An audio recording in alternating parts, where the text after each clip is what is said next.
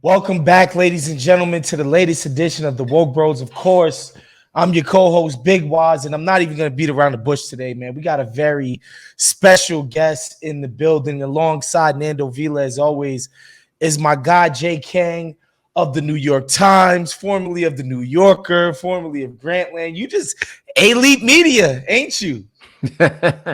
Well, for very short periods of time at each, but yeah, I love no that. no establishing inside just short stays at each. But yeah, thank you for that introduction. Of course. You've been in the belly of the beast, which I love. I feel like a lot of those experiences inform your work now, which we'll get into. But I think it was like 2 days ago, the decision by the Supreme Court, majority opinion written by Alito came out, and basically they're going to overturn Roe v. Wade. Um, I don't really got much on this, to be honest with you. Obviously, it's horrible. Obviously, it's bad. This morning, I saw a tweet from what was it? Justice Democrats, I think it was somebody who was tweeting, and it was like the only thing keeping, the only thing between the Republicans and your constitutional rights is the Democrats. And I had to respond. I was like, that's like the Golden State Warriors tweeting this morning that the only thing between John Morant and the basket is our backcourt after he dropped 50. Like, why are you reminding us that you guys are terrible at being the people that defend us from this shit? It's kind of crazy. Nando, I don't know what you got on this. Yeah, I mean, like I said, not much. I mean, it's horrifying. It's one of those things that you kind of read about the right wing's rabid organization to dismantle Roe v. Wade, their ability to cultivate a long list of very young, very ideologically rigid, and very very kind of well-educated justices in an effort to in a long-term project to dismantle something like this. And you're like, oh wow, I know they're doing that, but you don't actually ever kind of conceive of the day they actually go and do it. And it came. And yeah, I mean, I think that anything that doesn't any analysis that doesn't include kind of a They've been at this shit for 30 years, Oh y'all. my God! yeah, but an incredibly damning view of what the Democratic Party, because they knew that they were doing this shit and they did nothing. I mean, they did nothing to stop them, like literally nothing. Like they can't name one thing they did to prevent this, whether it was passing any legislation when they've had majorities in all three chambers and the White House. They didn't do anything to prevent this kind of very well organized machine from dismantling Roe v. Wade. And the first thing I saw, in the hours after that dreaded leak of the SCOTUS decision was just Democratic Party fundraising emails, and I was like, Oh my God! Yeah, I got those disgusting. too. I got Yeah. even text messages, and I was like, "You guys got to be kidding me!" Yeah. Because it was like there's all this stuff that was like, "Oh well, wait, this is going to be good for us in November." I saw a lot of that. Now I don't Yeah. necessarily disagree with that, but I'm just like, for what? Like, Yeah. Right. so that you can have more of a like. I don't know. Like it seems, yeah, it's the way in which the right organizes and the way that they can keep their eyes on the prize and the way that they can take small groups of people and bring them together and get things like like you look at the career of Coney Barrett, right? And how does she get in that position at such a young age? And it's like she's been really sort of groomed for this by people who are outside of like the Republican establishment, by people who are sort of conservative Christian activists on the right. They've been pushing for this type of thing through local organizing. You can say, oh, it's all just like, dark money or whatever. But, like the reality is that the left also has money, right? Like there's money going to left causes too. So you can't just blame it all on money. I don't know. That's every time something like this happens, I'm always just stunned at how much better the right is at organizing than the left, and how they're willing to do 50 years of this type of thing to get one result.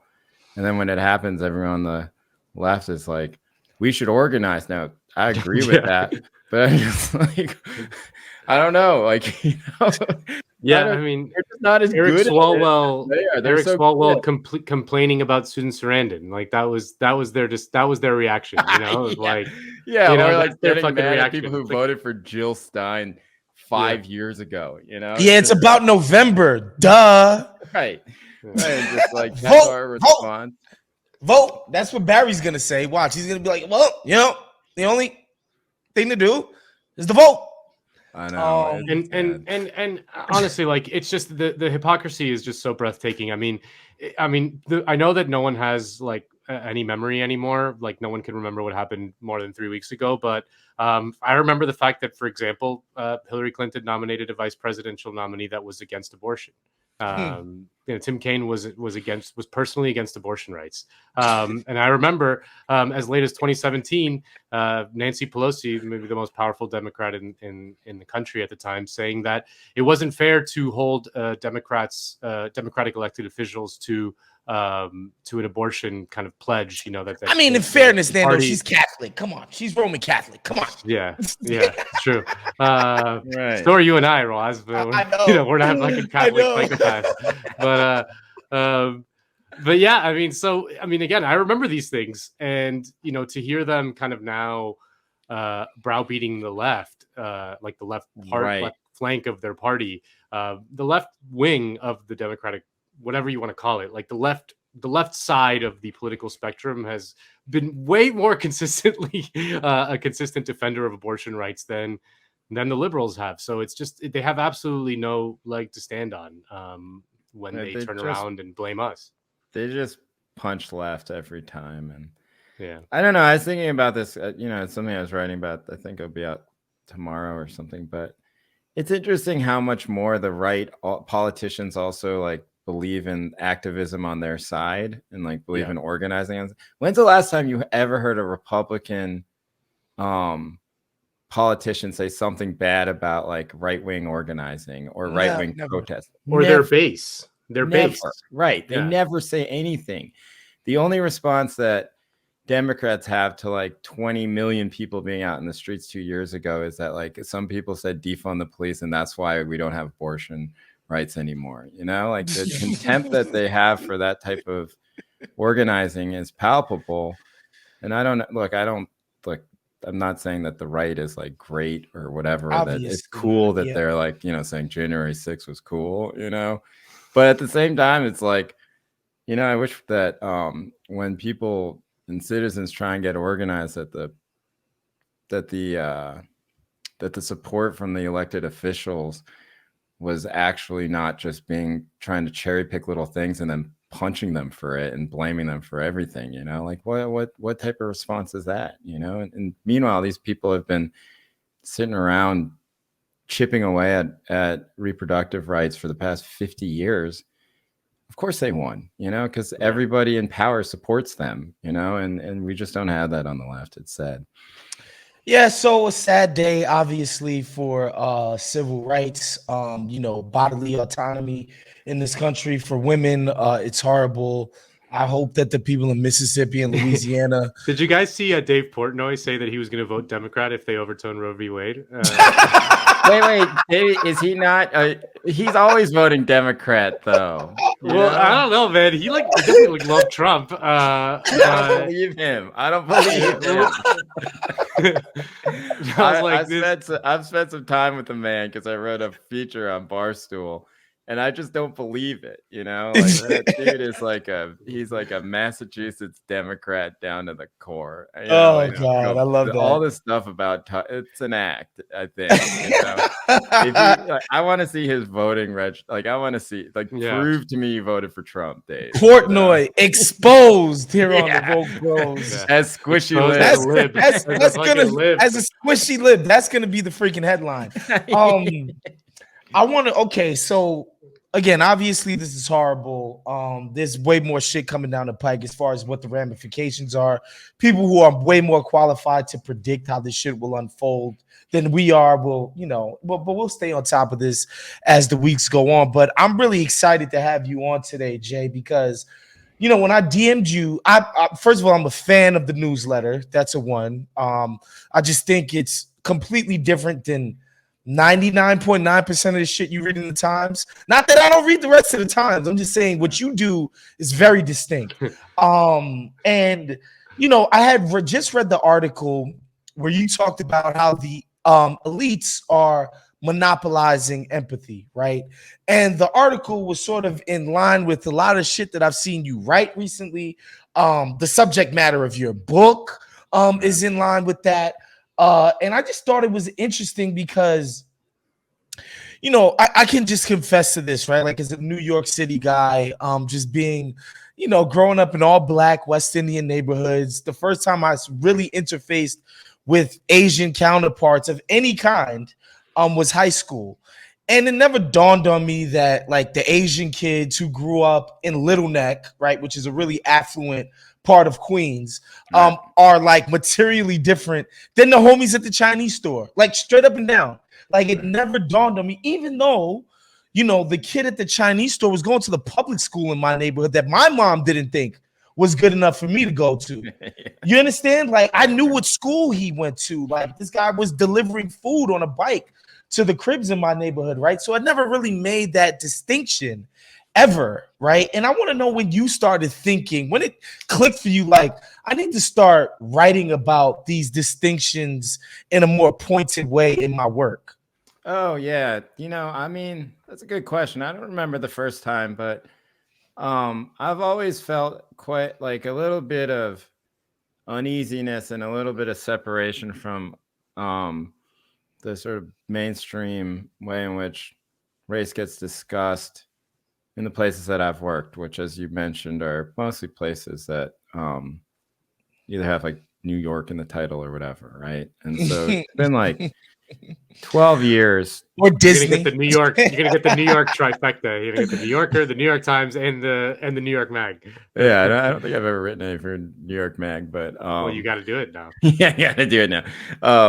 But like I started noticing early on, I was like, well, I don't understand what these people are talking about, especially when it came to Asian American issues, right? Like so much of it, it's a little better now, but let's say like 8 years ago, 10 years ago, so much of it was fixated on representation politics, right? And around talk about it. Why don't we have more people in more roles on TV in Hollywood? Like, and that was all, shortly after that, that was like when a lot of the furor started over the Oscars, and people were writing things about representation there, and it was always so like I didn't quite understand it because I personally had never thought about Hollywood representation that much, and the ways in which I thought about it were all selfish. I'd be like, well, it'd be nice for me to be a TV writer so I could be rich, Right. Literally the best life. Yeah. That'd be sweet. But like I don't know, it didn't really have that much to do with even my life as like a relatively comfortable person in media, and it's certainly like like I don't know, like my cousins, for example, grew up in Koreatown in LA. It certainly had nothing to do with their lives. And I thought about it quite a bit. I kept noticing this one thing. I think this is when it clicked. It was just like there's this period of time where like you would go on Facebook. So this was a while ago, like you go on Facebook and you'd see some thing with a lot of traction within the Asian American sphere, and it would always be like, oh, this person mistook me for a delivery guy in my lobby in New York City.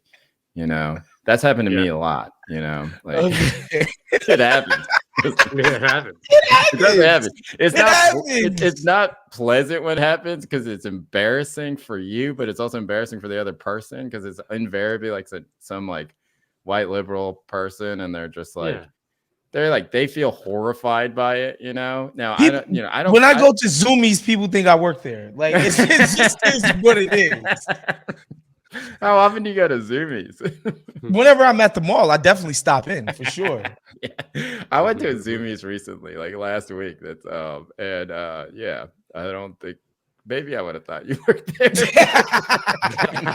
I don't know, but I was sitting there, and I was thinking about it, and I was like, all right, like all these people are living in these lobbies where they're clearly living in places that are pretty affluent, right? Because if you're in Chinatown, right, or if you're in parts of Queens that you were talking about, and everyone in your building is Chinese, and you walk in, like they're not gonna think they might think you're the delivery guy, but it's not because they're racist. It's probably because you're like carrying deliveries or something like that.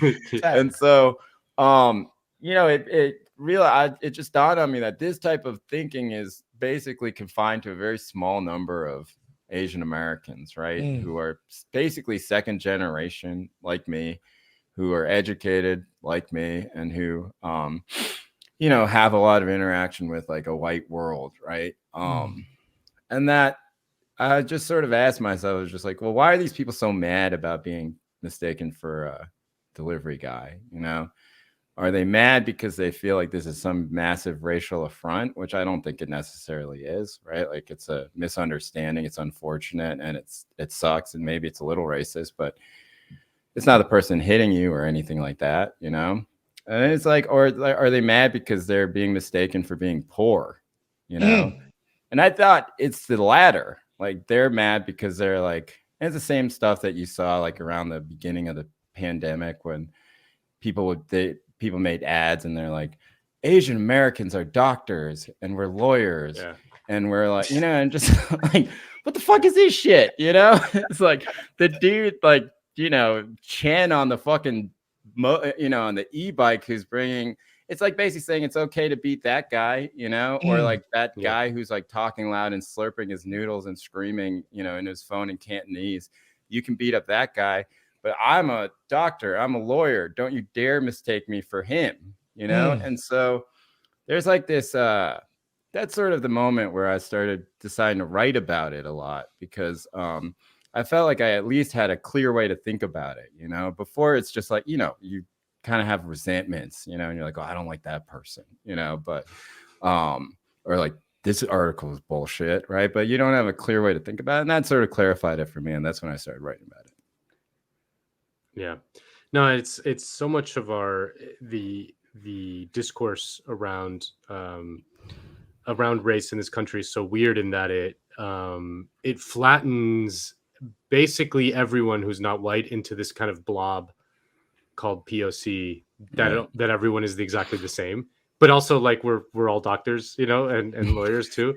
But like we all also think everyone thinks the same, and we vote the right way, and we have the good takes and don't have any of the bad, racism stuff and or bad opinions. But like, I think you're starting to see that how divorced that is from the actual reality of the vast majority of people in whatever racial subgroup. And I think it's particularly striking to see both Latino Americans and Asian Americans breaking Republican pretty dramatically in recent years. And I can't help but think that this is all tied. It's all part of the same. It's a cause and effect, that it is a reaction to that flattening in some way. I don't know if you had any thoughts on just, I mean, it's the voting trends are undeniable. I mean, there was a lot of talk in the last general election of demographics are destiny, guys. Never forget that. Obviously, that's all I heard when Barry got elected. Demographics are destiny. The Browns and the Asians, they're gonna love the Dems until the cows come home. Obviously, the Negroids, they don't know any better. They're gonna do it blindly. But the Browns and the Asians are gonna support the Dems until the cows come home.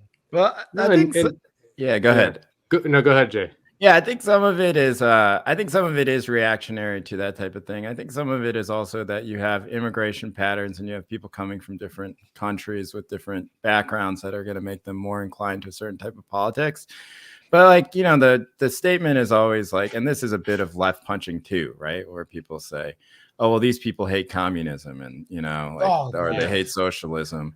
And like, that was true of certain populations a while ago, so like you have sort of people who are coming over who fled the Chinese Communist Party in 1949, and they end up in Taiwan and they come to the United States on like student visas or stuff like that, or skilled worker visas, right? Like maybe those people feel a certain way about communism. You have Cuban populations in South Florida, obviously very famously, who obviously have a certain way about that. It's not a really huge part of these populations, you know? And so there is part of that, but I don't know. Recently, I just think that there is a way in which people are starting to define themselves against what the prevailing thought of what their group should be, right? And that's a very energizing political force, right? When you say everybody, like, there are these elites and they're of our own people, they're selling us out and they're lying about us. It's really powerful, you know, and you see it a lot. Like, and you see it especially in the Asian American community. You see it around policing, right? Like you see like, oh, like who are these like woke Asians who are everywhere talking about how we don't need the police? You know, we're getting our heads kicked in everywhere. We need the police. It's a real rallying cry. And now, would all those people have voted, or would they have all voted Democrat otherwise? I don't know, you know, but what I do know is that like political movements, especially in small communities, take a lot of energy. And I do think a lot of people are deriving their energy from that type of reactionary politics, because I think, I don't know, it's got to be frustrating in a lot of ways. Like I live here in the Bay Area, you know, and then we had this huge controversy around like a selective school, like Lowell, which is like Stuyvesant, right, in New York City. And that school, just like Stuyvesant, is mostly Asian people in a city that has a lot of working class Chinese people in San Francisco, you know. And the way that these people are depicted is like, oh, they're all rich, you know, or like they're all white adjacent. And I'm just like, dude, like just talk to these kids. They're not like white adjacent, you know, they don't even talk to white people, you know, like, they just hang out with each other. You know, their parents don't speak a word of English and they work in a restaurant. Like I'm more white adjacent. right. If they called me white adjacent, I'd be like, listen, you gotta, you know, like, I'm offended, but I see where you're coming from, you know. But like these people they're calling white adjacent, like, you know, like they get mad about it, right? And that now that there's like social media, WeChat, whatever, they can organize very quickly around these types of things. And so when you try and take stuff away from these groups now, it used to be that they weren't political, so they would just accept it, you know, and now they don't, you know. And I think it's very powerful for people who are somewhere in the middle to be like, oh, nobody's looking out for us. At least this side is going to look out for me and my interests. All I really care about is getting my kid into college, you know? Yep. And so like, why wouldn't I like deal with this? In New York, you saw it around Curtis Sliwa, right? Like where he went to Asian neighborhoods and he said, no, don't build a homeless shelter in Sunset Park, right? And he said, more cops. I'm going to bring the guardian angels out to guard your neighborhoods. You know, that's like a very small amount of care from a very, very problematic individual, you know, and it worked because that's all you really have to do. And as long as the Democrats are doing nothing except sort of trotting out these sort of elite figures to lecture these people on how they're all problematic, then, you know, you're going to keep seeing this slide to the right, I think. At least that's my theory. Yeah. So, one of the first joints of yours, man, that touched on this, Jay, was you did a really dope, I don't know if it was for the magazine or the website, but it was about the Asian cop who shot the homie in the pink houses. And you were you did such a great job of explaining the sort of factions and why people feel the way they feel and why they don't neatly line up with how we typically talk about race and even class in the city. And like, what I took away from your joint was like, they let the white cops kill people and it's fine. Why are we singling out the Asian homie? Right. And it was like this weird, like, Asian cops should be able to kill the Negroes too. Oh man, it was so crazy. I just want to know like what it was like for you to cover that. Just thinking about the different populations of New York City sort of and institutions just like converging on this one like thing. You know what I mean? Yeah. I mean, I was living in the city at the time, and I went to one of the protests that they held in Union Square, and I remember just being kind of stunned in some way, right? Because it's rare to see Asian people out being with picket signs and yelling about something, especially back then. Now it's more common, right? But this was what, 2016 or something like that, right? Yeah.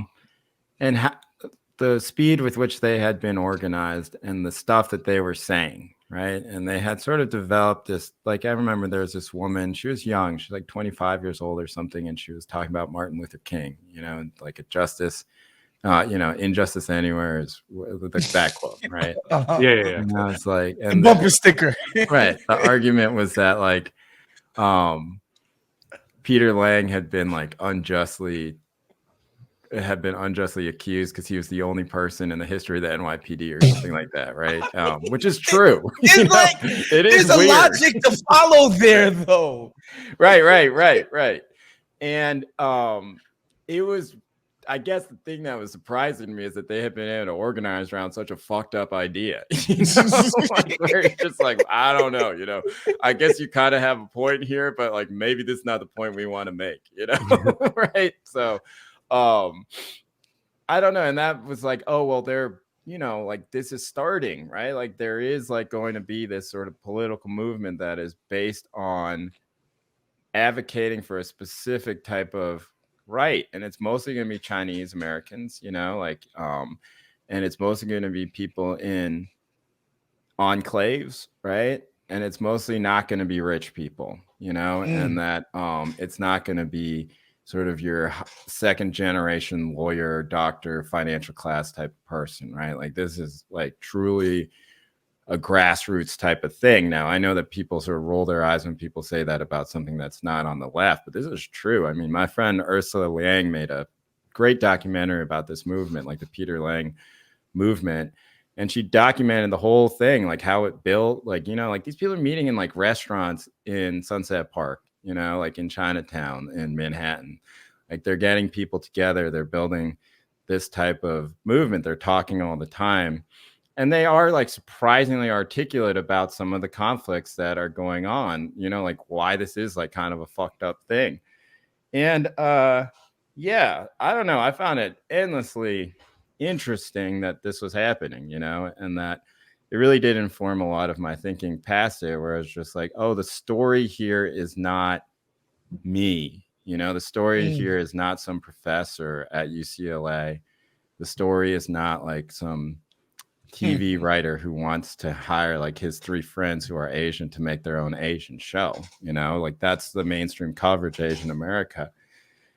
And yeah, I don't know. I wanted to get more into it. I mean, I had written about immigrant neighborhoods a lot in the past, and so I felt somewhat equipped to do it. But I don't know. And there are other reporters who do that, but those types of stories are sometimes hard to tell, and they're generally drowned out by like sort of everything else. So I want to talk to you. You had something? No.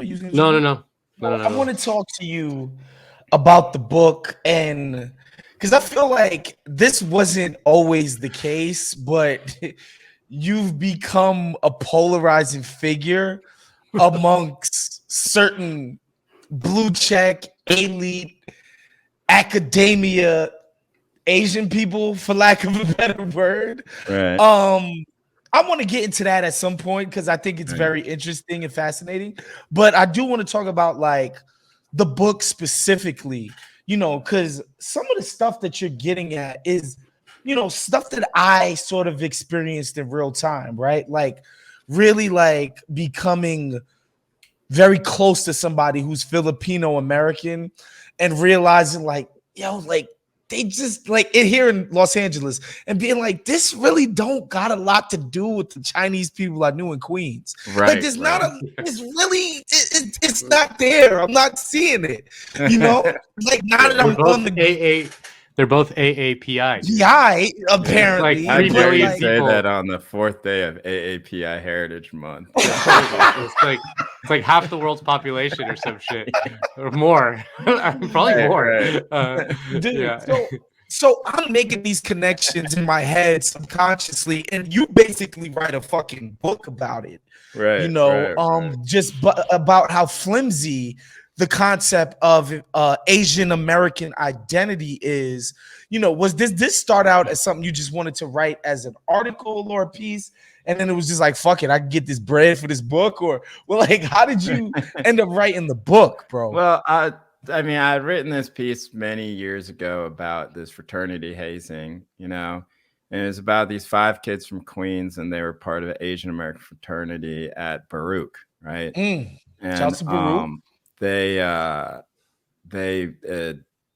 you know, these are kids who grew up around all Asian kids, right? Like, these aren't kids who grew up only around white kids, but they get to Baruch and they join this fraternity. This fraternity has this hazing ritual, all these hazing rituals.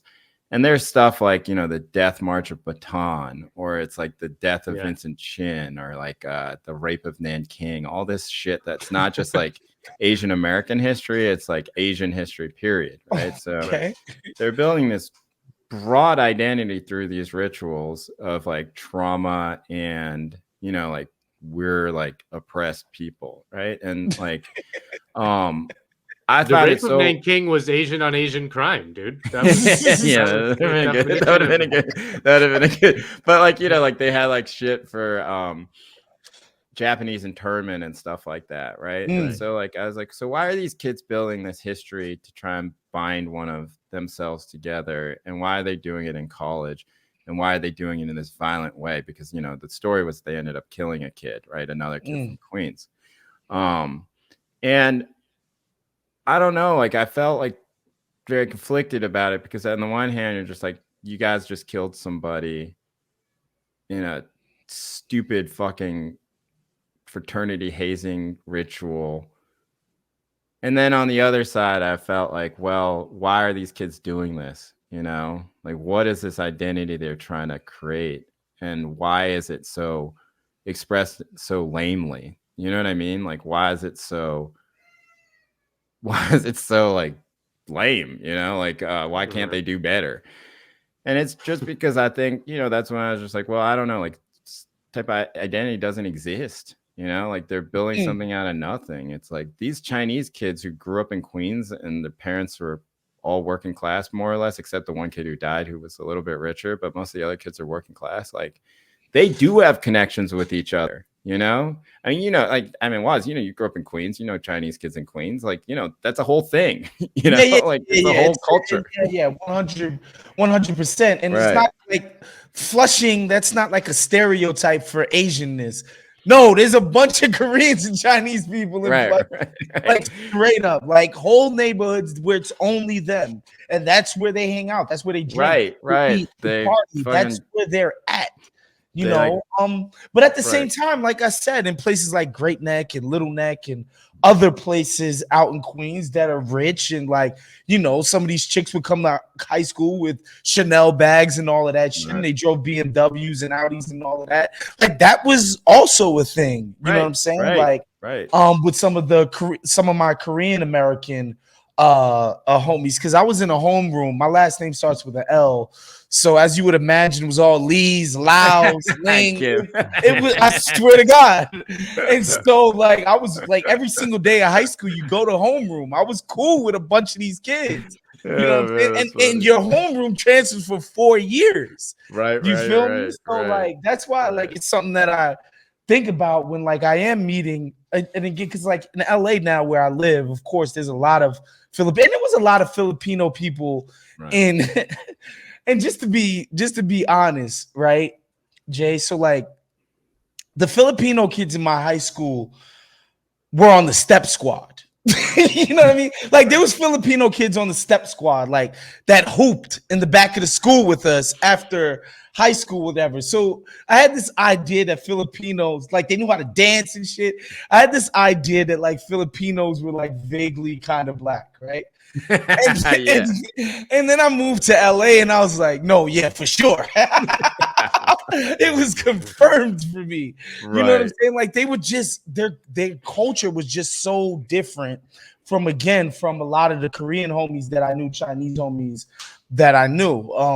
Which this is why a lot of your work is like it's like so enlightening for me, because it's like, man, like this guy's actually articulating not just the cultural differences between these different groups, like somebody from Thailand or somebody from, Laos or something like that, but like financially, like rich Asians and poor and working class Asians have fundamentally different ideas about what they want and what they need. Right. And the title of Asian American, like they try and make it as capacious as possible, and they say it includes South Asians and it includes Pacific Throwing Islanders. Indians in there is how I Right. know y'all doing. I know, some that's funny what I business. always thought. All right, so in 9th grade I went to camp, right? And there was an Indian kid from Ohio. His name was Kamal, and Kamal and I were like got along really well. And at some point, like there's some sort of beef with some kids who were living in the dorm with us at this camp, and he was like, we got to protect each other because we're both Asian. And I was like, what? I thought we were just friends. No, I was like, you're Asian? It's like, what are you talking about? No. I was in 9th grade. But I was like, the guy who guy's saying he's Asian. I was like, you're Indian, dude, and so like I don't know. But like and we have both grown. I mean, he grew up in Centerville, Ohio. I grew up in like Chapel Hill, North Carolina. It's not like we're in like some big place where metropolis, where like Asianness was being theorized to us all the time. It was just kind of like but like so like when people say Asian American, what they really mean is Chinese, Japanese, Korean people. They mean Asians, facts.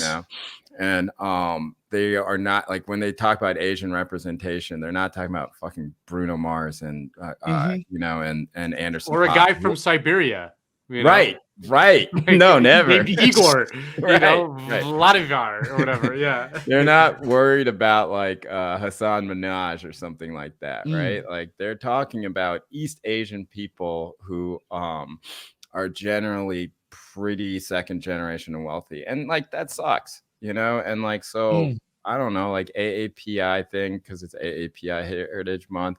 This is why, and to answer your question, this is why people are sometimes get mad at me. Let's talk about the beef. I want to talk about the beef. I've beef just never met a Pacific Islander person at any AAPI event or anything like that, unless they're there as like this total token.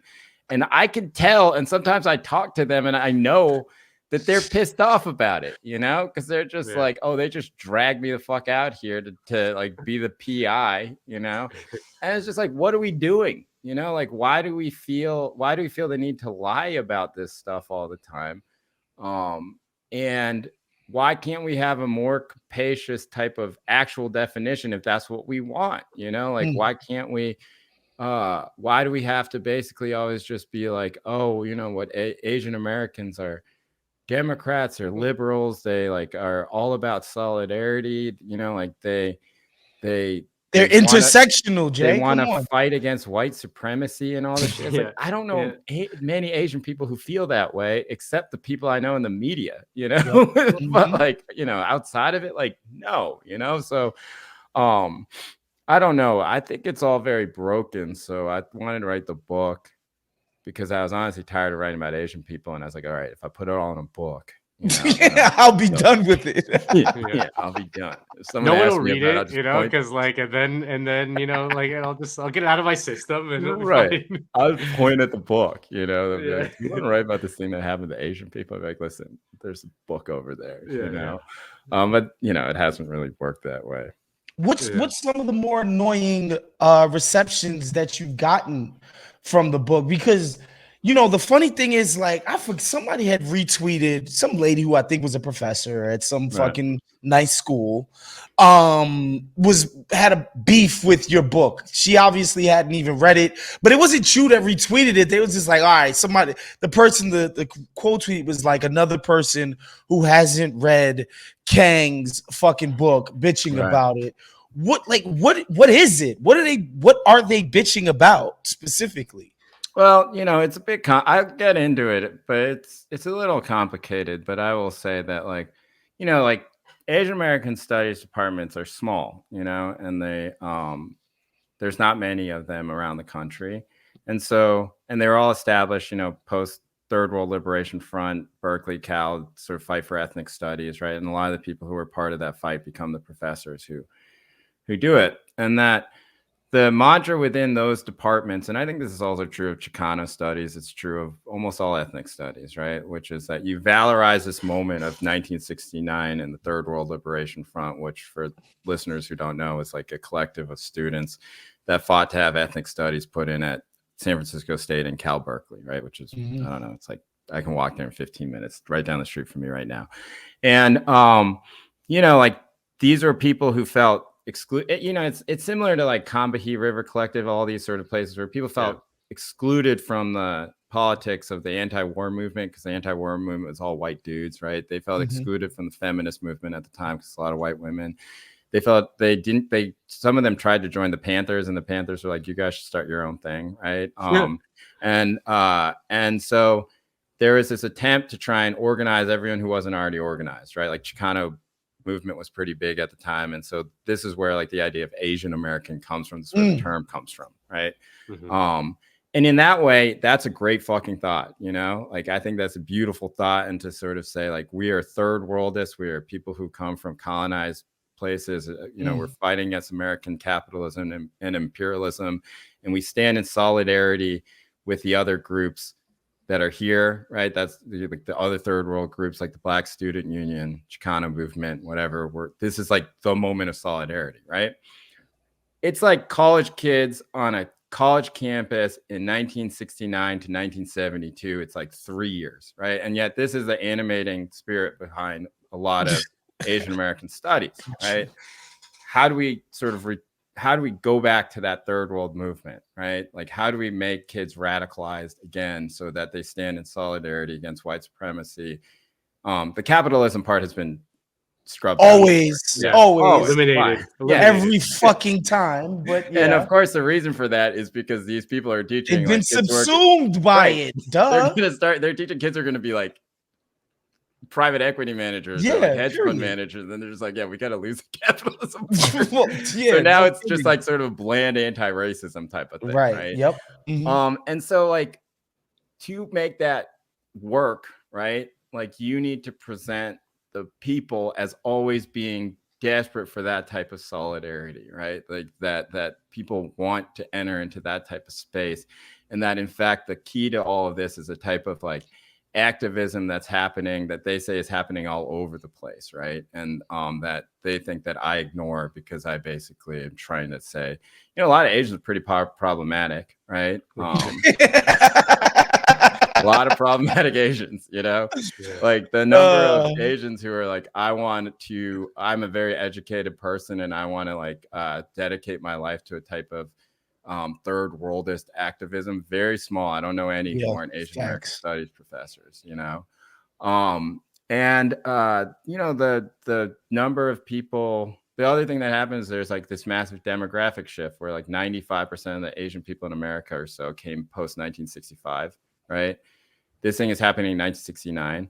My parents come in 1979. A lot of Asian people come in the 70s, right? These people don't know anything about Third World Liberation Front, like they don't know anything about anti-capitalism. Most of them moved to the United States to be capitalists, And so like this idea that there's some connection between my family, for example, who I don't think has ever once thought of themselves as Asian American or even Korean American. They're just like, we're Korean, and these people who, and the people who are in the Third World Liberation Front, their families had been here since like the fucking gold rush, right? Or they're Japanese people who had been interned. Like the dude who came up with the term Asian American spent the early years of his life in a fucking internment camp. Of course, those people understand white supremacy, like, of course they understand what America can do, There's a huge gap between those people and people like me, or people who are of my generation, most of the Asian Americans in America. And so if you point that out and you say, like, maybe this model doesn't work anymore, then they get very mad at you, because they say, well, you're ignoring all the activism that's happening. So the example that they'll give is they'll say, like, oh, did you know in Oakland that there's like radical solidarity between Black and Asian people to combat anti-Asian hate crimes? And now it's like, you're talking about like 40 people, man. Yeah, it doesn't exist. Like ridiculous. When I go around talking to, like, which I do, talking to like Chinese American populations in Oakland, they're either scared or they're mad.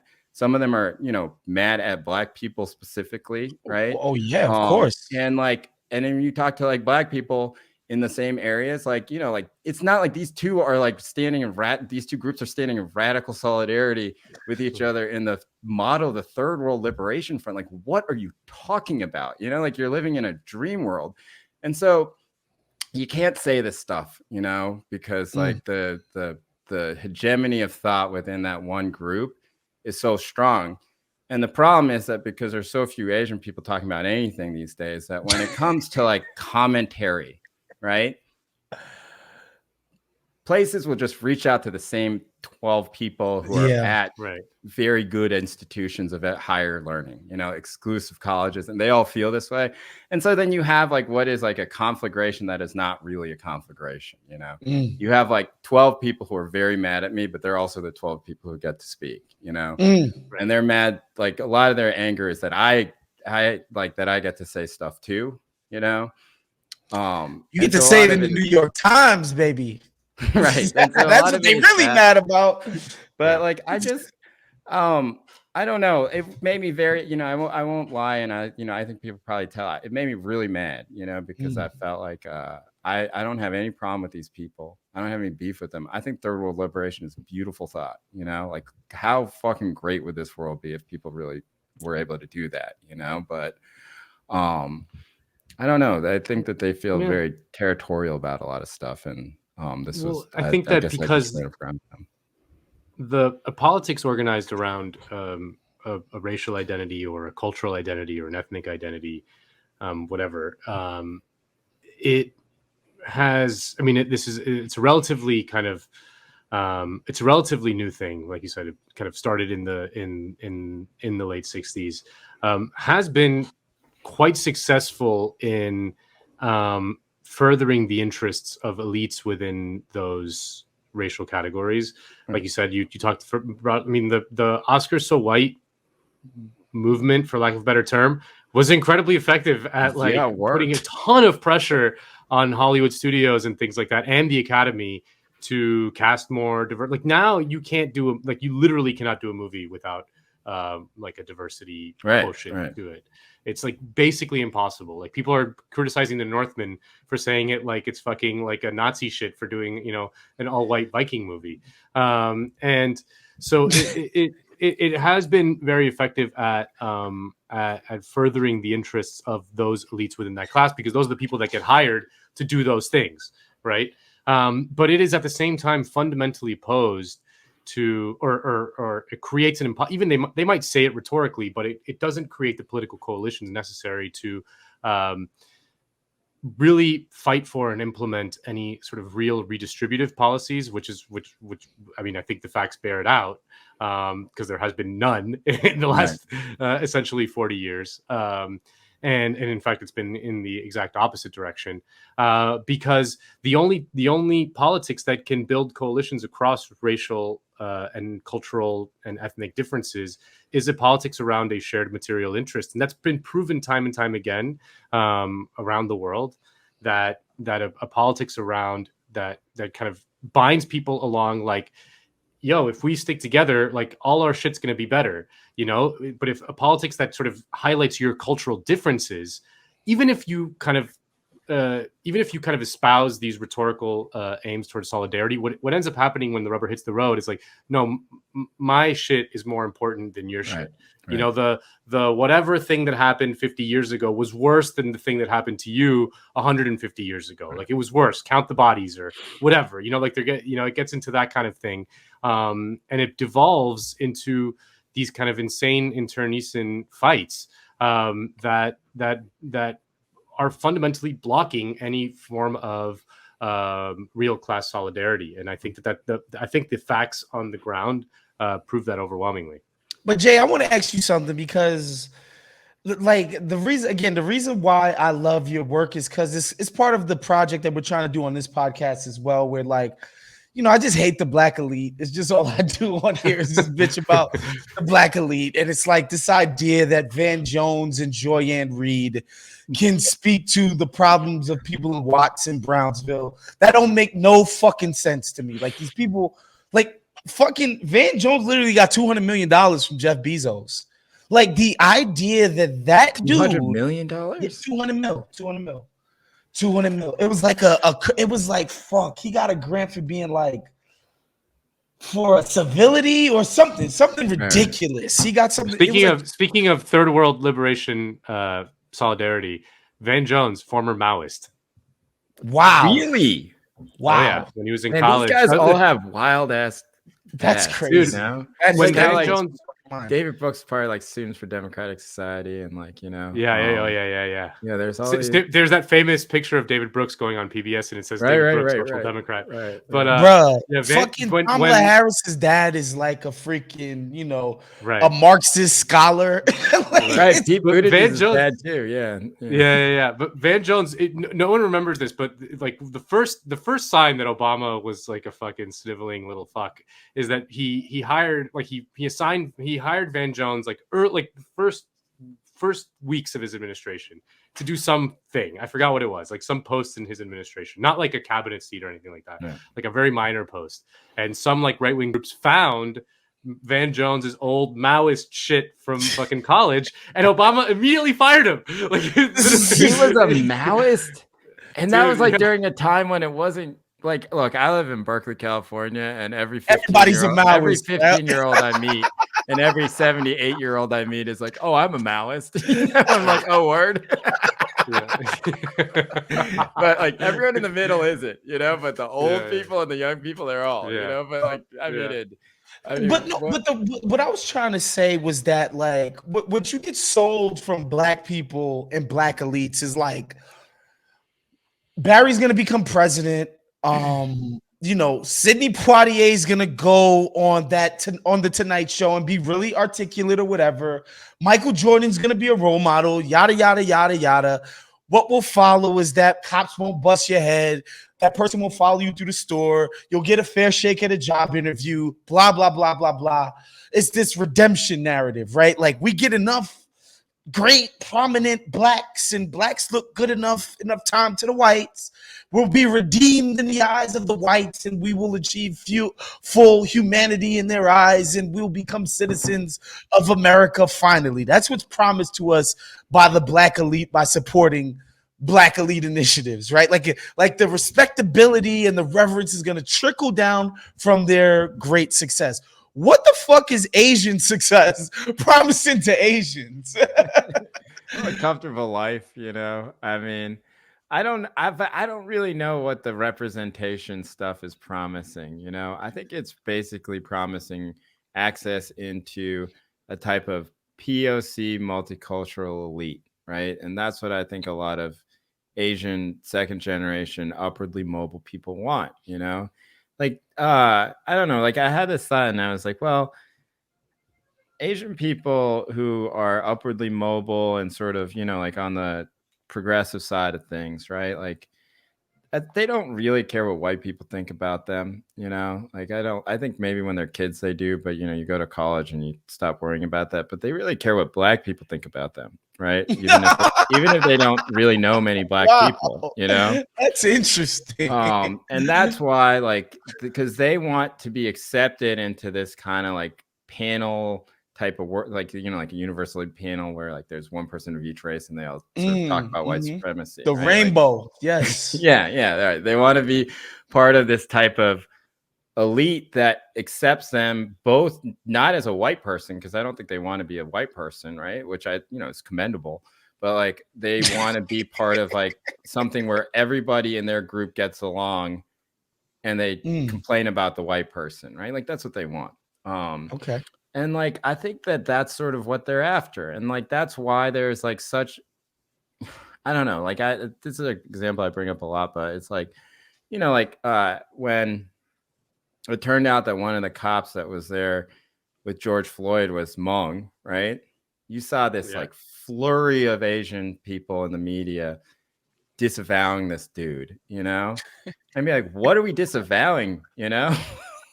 He's a fucking cop. Yeah, why did you feel the need to do this? This dude is Hmong.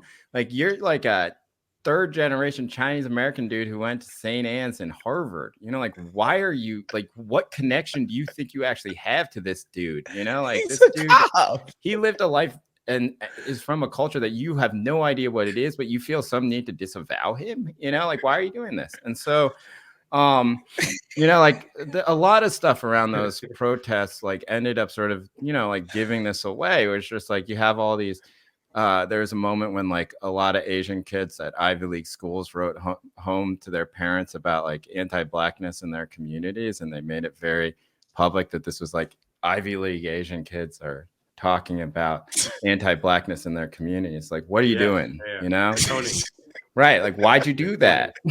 You know. And what they're doing is, you know, I'm not bashing on any kid in college for doing something earnest, you know, but I'm just trying to analyze why somebody would do this and like what the impulse is. And this isn't their fault. This is what they're taught by like their professors or whoever. And it's to say, we are not them, you know, these like unwashed, ignorant, racist Asians who follow you Wos around the store, you know.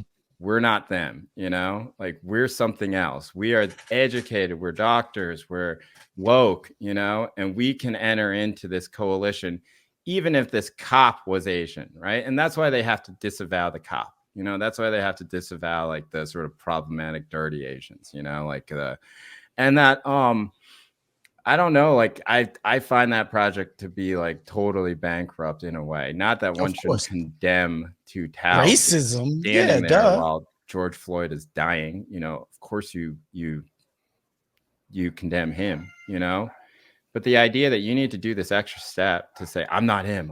It's cool, guys. You know, like you let me into the panel. It's cool, you know. That sort of portrays a type of class solidarity amongst the upper middle class. Yep. And then that's what that's about, you know? And like, I don't know, like, it's tough to point out sometimes because like, you know, like I can say these things to like other Asian people, or I can say it, you know, but sometimes it's like you say it around the wrong type of white people and you're just like giving them a lot of ammunition to say like, oh, well, you know, all Asians should shut up, you know? No, or that you're feeding into like a right wing, right.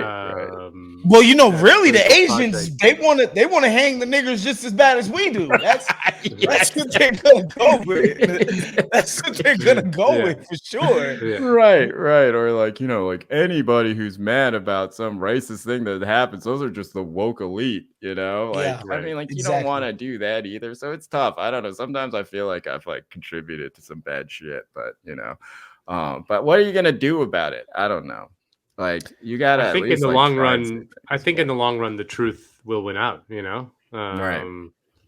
But yeah, it's just and you know, I don't know. I think like I do get the sense that there has been kind of a brewing backlash forever, and I mean, obviously, a lot of it was driven by the right, but or at least it fed a lot of people into the. I mean, I think it did drive a lot of people to the right, if that makes sense. But it was also driven by the right. But I get the sense that the backlash is more widespread than it was a few years ago. The problem is that there hasn't been a coherent political project to replace it, especially in the era of kind of this Democratic Party stagnation when they're in power, but they don't do anything. And because that really paralyzes, you know, there was some merit to the argument from like the left that a Republican in the White House kind of does give them more organizing fuel, whereas a Democrat in the White House kind of takes the wind out of your sails, you know, and so accurate. And takes the wind out of my sails. That's yeah. It's like, what are we gonna do? You know, like I mean, you know, we don't like Brandon, but we're not gonna fucking vote Republican either. You know, so what do we do? Yeah. Yeah, well, listen, Jay, man, really appreciate your time today. I want to get you out of here, but I want to ask you: are you watching the NBA playoffs? Oh Are yeah. you gambling at all anymore? I know you've written No, I'm extensively done. I'm done. asked about gambling. Are you off of that narcotic? I'm done. I can't bet. I don't bet on sports or anything anymore. And yeah, I've been watching the playoffs, but it's like I don't know. I feel like, am I crazy? Like I just like I don't like watching Ja Morant play. That's terrible. I know. I feel like such like a wet blanket contrarian. No, I don't. But, I like, don't think the dude just goes left at the end of the game every single time. And it's just like, you remember this 2 years ago, where like Rudy Gobert was like eating him up every time Rudy was in the game. Like Ja couldn't do anything. Maybe this was last year. And then now he's doing the same thing. At the end of the game, he just goes like right to the basket and runs into 4 dudes and then tries to put it up with his left hand. And I was like, dude, can you shoot a 15-footer? I don't know. I feel like one of these hooper dudes who's like, DeMar DeRozan is mid-range game on point. I love that take. Did you get any joy from UNC knocking Coach K out once but twice? What was that like for you? It was like one of the highlights of my life. I almost started crying. I was so happy. I felt, I don't know, this, right? Like when you cover sports and you have to watch a lot of games, which I had to do when I was working, for Brantland, which I'm sure with the Ringer you do too. Yeah. And then I never had to talk about it because Bill had his podcast, but it wasn't like we're a podcast network. But you have to write about it. It kind of makes it like you don't care as much who wins or loses. No, it's a lot. I care about my own vanity. So I said the Memphis Grizzlies are going to lose. So therefore, I want to watch the Timberwolves, right? Yeah. I picked the Timberwolves. I've been going against them all season. So at this point, I'm just rooting against their fans, rooting for my own vanity. I'm not going to lose any sleep. I know. I remember when fucking what's his name? Carlos Beltran left his fucking bat on his hip in the fucking LCS against the Cardinals, and we didn't go to the World Series. And I remember losing sleep over that back in 2006 or whenever it was. But I don't care anymore. I don't think about this shit. I'm not gonna skip breakfast tomorrow if Memphis wins. There's nothing more undignified than someone, I mean, maybe over 30 who gets really upset about their team losing. Really upset. I know. It ruins the week about it. But I'm like, dude. The Carolina Duke games were the first time I was super emotionally invested in it in a long time. So that was cool.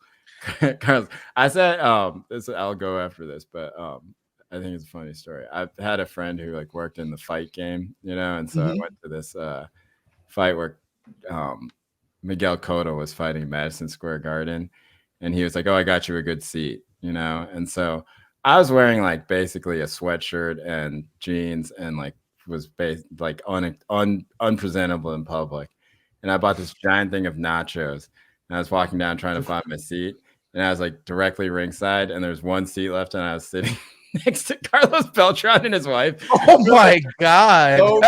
So well dressed, on the other side is Oscar De La Hoya, and they were you're gonna finish those nachos. They were so confused. Who is this bum-looking fucking Asian dude sitting? Is he a delivery guy of nachos?